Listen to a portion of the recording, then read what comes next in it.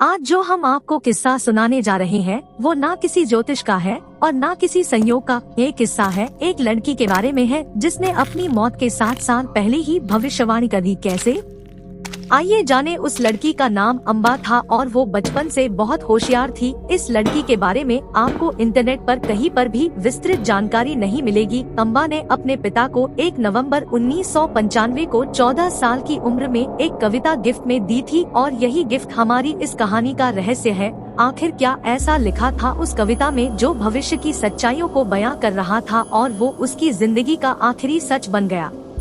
उस कविता में अम्बा ने लिखा था, एक निर्जीव शरीर पड़ा मेरा शरीर जिससे बंधी थी मैं अनोखे धागों से, एक लगाव सा था क्योंकि वो मेरा शरीर था।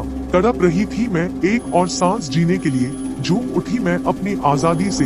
मैं उड़ी मैं चली एक नए उड़ान भरने, दिल में एक आस थी एक नजर देख तो लूं मेरी खत्म होती जिंदगी। मेरा शरीर जो छलनी होकर पड़ा था, खून में लथपथ यादें 21 साल की, विदाई इस शरीर की सारे बह गई इस मन से।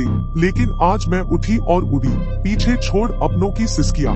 मैं उठी और उड़ी मेरे नए घर की ओर, मैं अकेली पर मैं थी खुश। आंखों में लिए सपना नए जहां का अम्बा ने अपनी जिंदगी में केवल यही कविता लिखी थी। हालांकि उसे डांस और पेंटिंग का काफी शौक था। अम्बा अपने पापा और अपनी एक सहेली सलोनी को अपना सबसे अच्छा मित्र मानती थी। धीरे धीरे अम्बा 21 साल की हो गई। उसके पिताजी उसकी वही कविता के बारे में सोचकर हमेशा फिक्र करते रहते थे। एक दिन सलोनी देर रात घर नहीं पहुंची तो उसके पिताजी बहुत घबरा गए, लेकिन कहते हैं ना होनी को कोई नहीं टाल सकता। 19 नवंबर 2001 को अम्बा की जिंदगी में वही मोड़ आ गया और उसके हाथों से लिखी वही कविता, वही आखिरी सच। उसकी गाड़ी उस रात अंधेरे में भटकने से खाई में जा गिरी और वो उन्हीं कविता के पन्नों के जरिए अपने नए घर में पहुंच गई। उसके पिताजी को फोन के जरिए अम्बा की मौत की खबर मिली और जिसका उन्हें डर था वही मंजर उनके सामने खड़ा था।